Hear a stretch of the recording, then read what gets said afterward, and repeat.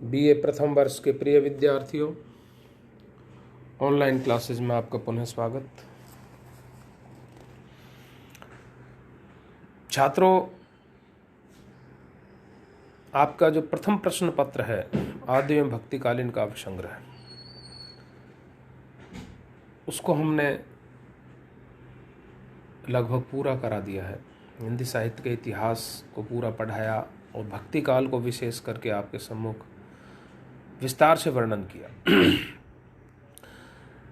पाठ्यक्रम में संकलित जो कवि हैं, उनके जीवन वृत्त, उनके कृतित्व और व्यक्तित्व को विस्तार से आपके सम्मुख प्रस्तुत किया।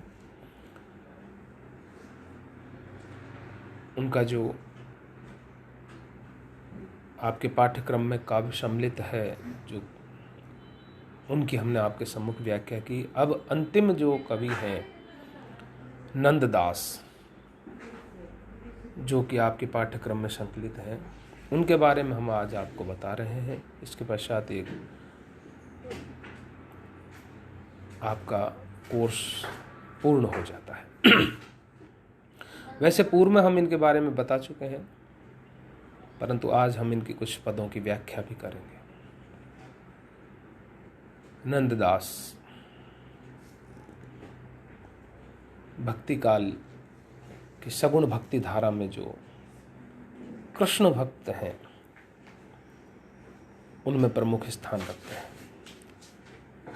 सूरदास के बाद में कृष्ण भक्तों में इनका स्थान आता है। वल्लभाचार्य जी के जो पुत्र थे विट्ठलनाथ जी, उन्होंने अष्टछाप की स्थापना की थी। तो उन अष्टछाप के जो कवि हैं,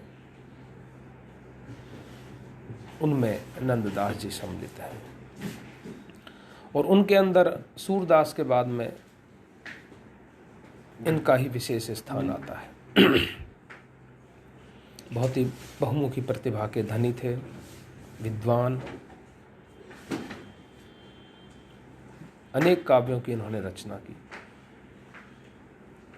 इनका जन्म 1533 ईस्वी में माना जाता है और देहावसान 1582 में। अभी मैंने बताया ना आपको कि ये अष्टछाप के कवियों में काव्य सौष्ठव और भाषा की प्रांजलता की दृष्टि से सूर के बाद में इन्हीं का स्थान आता है। गोस्वामी विट्ठलनाथ जी के शिष्य थे, बहुमुखी प्रतिभा के धनी थे।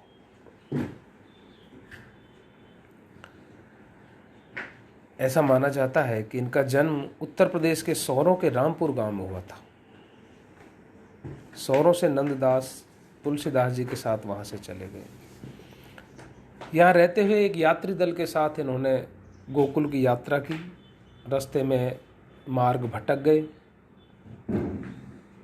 फिर वहां पर गोकुल में इनकी भेंट विट्ठलनाथ जी से हुई और इन्होंने पुष्टि मार्ग में दीक्षा ग्रहण की। लौकिक रागात्मकता से हटकर के वे सच्चे कृष्ण भक्त बन गए। गोकुल में स्वामी विट्ठलनाथ के साथ रहते हुए उनकी भेंट एक बार सूरदास जी से हुई। सूर के आग्रह पर वे गांव रामपुर चले गए और वहां उन्होंने एक कमला नामक युवती से विवाह भी किया। सूरदास जी से बहुत प्रभावित थे वो, अतः जीवन के अंतिम समय में वो पुनः गोवर्धन आ गए थे। नंददास कवित्व की दृष्टि से बहुत परिपक्व कवि हैं। उन्होंने जो रचनाएं की, उन्हें आप अच्छे से सुने, लिख लें, याद भी कर लें, ये आपको बहुत काम आएंगी। उनकी रचनाओं के नाम है रास पंचाध्यायी, भागवत दशम स्कंध, भंवर गीत, रूप मंजरी, रस मंजरी, विरह मंजरी, अनेकार्थ मंजरी, नाम मंजरी, रुक्मणी मंगल, श्याम सगाई, सिद्धांत पंचाध्यायी नामक ग्रंथों की रचना की। इन ग्रंथों में भंवर गीत नामक काव्य में जो है वो उन्होंने सूर के भ्रमर गीत से प्रभावित होकर लिखा। रचना का विषय भी वही था जो भ्रमर गीत में था। वही कि कृष्ण के जो मित्र उद्धव हैं वो राधा और गोपियों को ज्ञान उपदेश देने गोकुल जाते हैं। कृष्ण के प्रेम में जो विभोर गोपियां थी उनको ज्ञान का उपदेश देते हैं। लेकिन गोपियां उद्धव के सारे तर्कों को काटते हुए ज्ञान पर अनन्य प्रेम की महत्ता का बखान करती हैं। इस प्रकार भ्रमर गीत इनका भंवर गीत है, भ्रमर गीत नहीं। भ्रमर गीत तुलसीदास जी वो सूरदास जी का है, इनका भंवर गीत है। भंवर गीत में कृष्ण के वियोग में प्रेम पगी गोपियां कृष्ण प्रेम के सामने ज्ञान को शुष्क और निरर्थक कर देती हैं। और अंत में नंददास जी भी ज्ञान के स्थान पर प्रेम और भक्ति की स्थापना करते हैं। इस काव्य में जो कृष्ण और गोपियों के बीच में जो संवाद होता है, उद्धव और गोपियों के बीच में जो संवाद होता है, वह बहुत सजीव, मनोरम और हृदय स्पर्शी। पहले जब गोपियों को उद्धव ज्ञान का उपदेश देते हैं तो वो कृष्ण के प्रति बहुत उपालंब देती हैं, और इस उपालंब का लक्ष्य करके लक्ष्य एक भ्रमर को बनाती हैं। अपने तर्कों को उद्धव के सभी उपदेशों को निस्तेज कर देती हैं। अपने तर्कों के माध्यम से जो उद्धव के जो उपदेश थे उनको निस्तेज कर देती हैं। गोपियों के तर्कों से उद्धव बहुत प्रभावित होते हैं और वो भी प्रेम मार्गी हो जाते हैं। प्रेम के रस में पगे उद्धव जब मथुरा लौटते हैं तो कृष्ण के समक्ष जब गोपियों की स्थिति का वर्णन करते हैं तो श्री कृष्ण भी प्रेम में पग जाते हैं और प्रेम मार्ग की महत्ता को स्वीकार करते हैं। दोनों कवि रूप में नंददास एक उत्तम कोटि के शुद्ध कवि सिद्ध होते हैं। यदि नंददास को शुद्ध भक्त कवि मानने का आग्रह छोड़ दें तो नंददास के काव्य में श्रृंगारिक कवि की सभी विशेषताएं भी मिलती हैं। वे रूप मंजरी में घोषित भी करते हैं कि जो नीरस व्यक्ति है वो मेरी कविता ना सुने। रस विहीन जे अक्षर सुनहि ते अक्षर फिर निज सुर धुनहि। नंददास रसिकता को अभिव्यक्ति का प्रमुख तत्व मानते हैं। उन्होंने अपनी तार्किकता और बौद्धिकता के बल पर अष्टछाप के जो संप्रदाय है उसको पर्याप्त रूप से स्पष्ट कर उसकी रचनाओं को प्रस्तुत किया। उन्होंने प्रेमाख्यान पद्धति, गीति शैली, मुक्तक शैली तथा अनेक नई काव्य शैलियों का प्रयोग कर शैली वैविध्य की दृष्टि से इस काव्य को सम्मान संपन्न बनाया। वे अपने काव्य में विशिष्ट शब्दावली का प्रयोग करते हैं।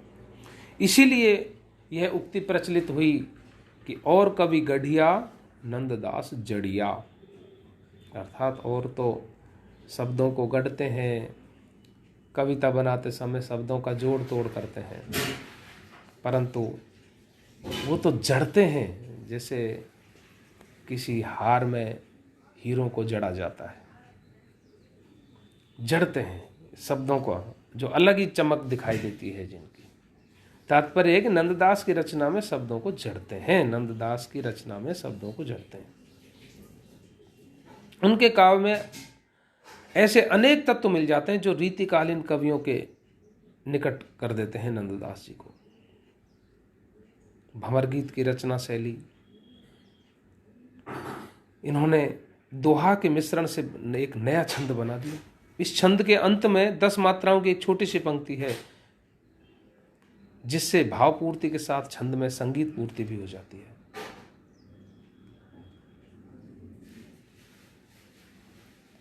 भ्रमर गीत की भाषा सरल और प्रभावपूर्ण है। नंददास किसी शब्द को उपयुक्त स्थल पर जड़ देते हैं। भाषा शैली की कोमलता, मधुरता, कमनीयता एवं प्रभावपूर्णता की दृष्टि से भंवर गीत एक उत्कृष्ट रचना है। ये हमने आपको नंददास जी का संक्षिप्त परिचय करवाया। उनकी रचनाएं आप याद कर लें। भक्त के साथ साथ वो रसिक भी हैं। और रसिकता को वो काव्य का प्रमुख ध्येय मानते हैं कि रसविहीन कविता कविता नहीं होती। इस प्रकार वो श्रृंगारी कवि भी हैं। श्रृंगार के वियोग और श्रृंगार संयोग दोनों पक्षों का विस्तार से वो वर्णन करते हैं। और उनकी इस प्रकार की जो भाषा की जो रचना है, छंदों का वैविध्य, रसिकता, वो इनको रीतिकालीन कवियों के निकट ला देती है। हम आपको भंवर गीत प्रसंग का शुरुआत करते हैं। उद्धव ब्रज में जाते हैं गोकुल में, और उनको देख करके सारी गोपियाँ राधा सहित इकट्ठी हो जाती हैं। कृष्ण की तरह ही वो लगते हैं, कृष्ण के सखा हैं, तो निश्चित रूप से उनका वो अच्छे से सम्मान करती हैं और वो समझती हैं कि कोई प्रेम का संदेश लेके आए हैं, कृष्ण भी शीघ्र लौटेंगे। लेकिन जैसे ही उद्धव उन्हें ज्ञान की बात करता है तो फिर वो आपस में तर्क वितर्क उनके होते हैं। यही भंवर गीत में वर्णित है। ऊधो को उपदेश सुनो ब्रज नागरी, रूपशील लावण्य सबे गुण आगरी। प्रेम ध्वजा रस रूपनी उपजा वन सुख पुंज, सुंदर श्याम विलासनी नव वृंदावन कुंज सुनो ब्रज नागरी।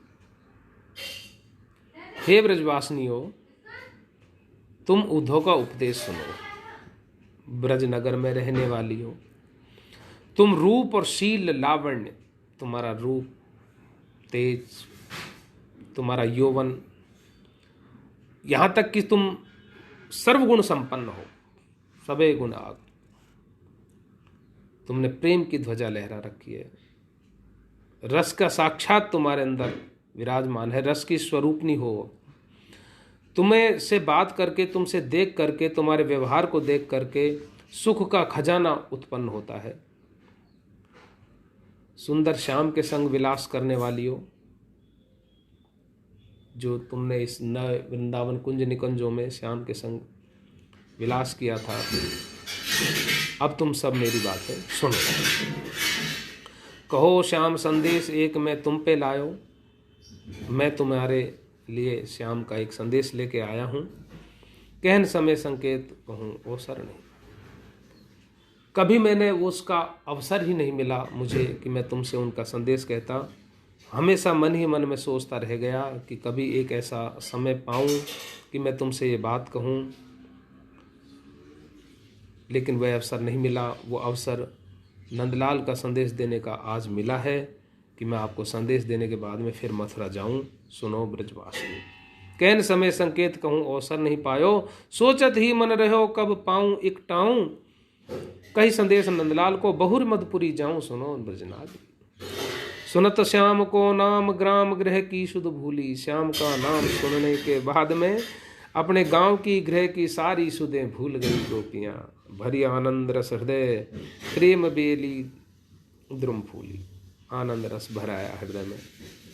प्रेम की जो बेल जो अब तक कुमलाई हुई थी, जो प्रेम का जो पौधा जो आज तक कुमलाया हुआ था, उसकी बेल वो एकदम से मानो उसमें पानी डाल दिया हो और वो फूल गई। तस्य पुलक रोम सब अंग भय, रोमावली ठाड़ी हो गई शरीर, सारे अंग पुलकित हो गए। भरे आए जल ने, नेत्रों में प्रेमाश्रु छलक आए। कंठ घुटे गदगद गिरा बोले जा, कंठ घिर गए भावुकता के कारण। कुछ बोलने का अवसर चाहती थी लेकिन आवाजें नहीं आ रही, बातें कही नहीं जा रही हैं। बोले जात में व्यवस्था प्रेम की, यह प्रेम की व्यवस्था है। बेबस हो जाता है व्यक्ति प्रेम में। प्रेम की जो अवस्था देखिए आप, उद्धव शतक जगन्नाथ दास रत्नाकर ने लिखा है, उसकी गोपियों की यही हालत होती है। नेक कही बैनन अनेक कही नैनन, सो रही सही सोई कह देनी हिचकीन सो। देखिए नेक कही बैनन, बैन तो निकले ही नहीं, नेक सी कही।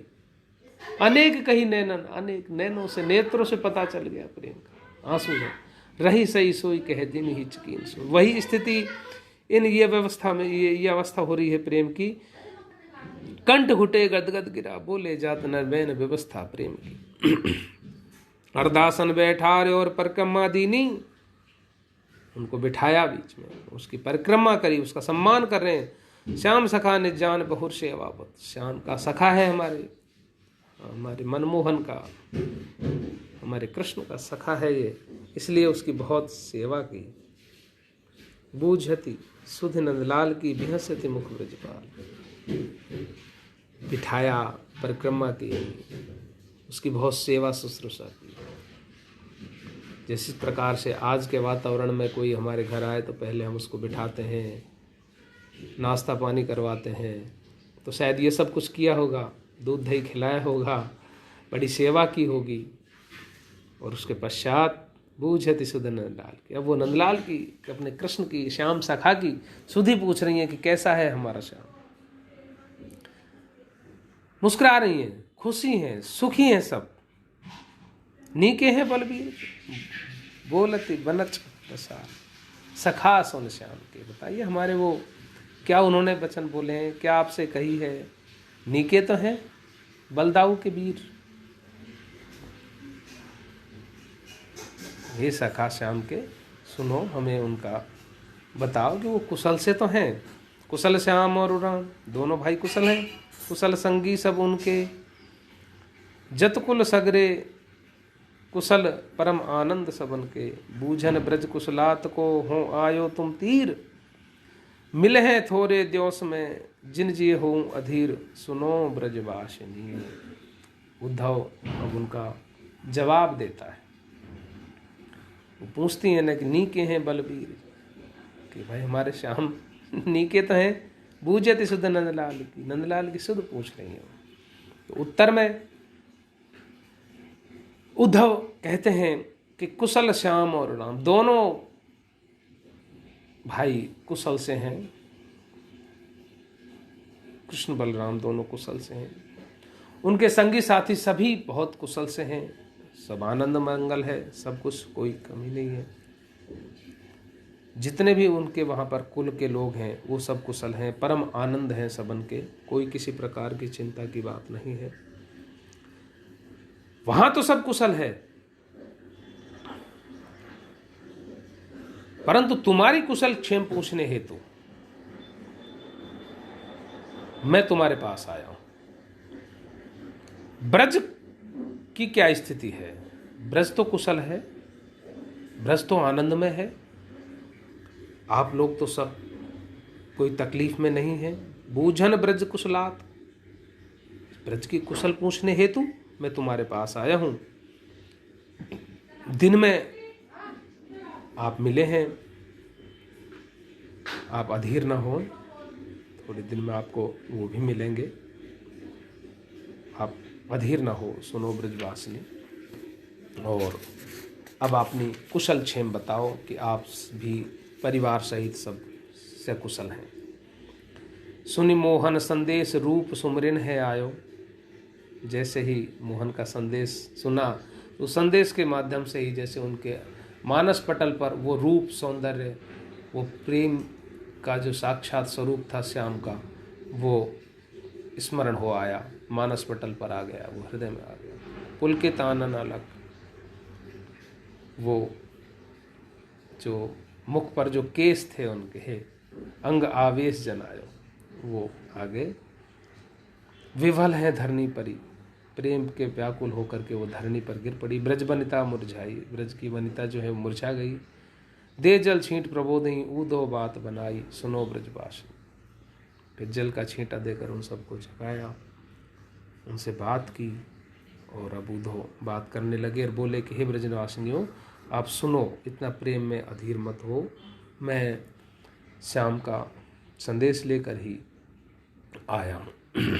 अब उनके तार्किक रूप के दर्शन होंगे आपको कि किस प्रकार से अब उद्धव उन्हें प्रेम से आगे की सीढ़ी तक पहुंचाने की बात करता है, योग की, ज्ञान की बात करता है, निराकार की, ब्रह्म की, ब्रह्म निरूपण, और किस प्रकार गोपियां अपने प्रेम की, भक्ति की सगुण की स्थापना करती हैं और प्रेम की महत्ता को प्रमुखता देती हैं। और अंत में उद्धव भी प्रेम मार्ग की ओर चलने लग जाते हैं। मैं आगे की व्याख्या आपको अगले वीडियो में करूँगा। तब तक के लिए धन्यवाद।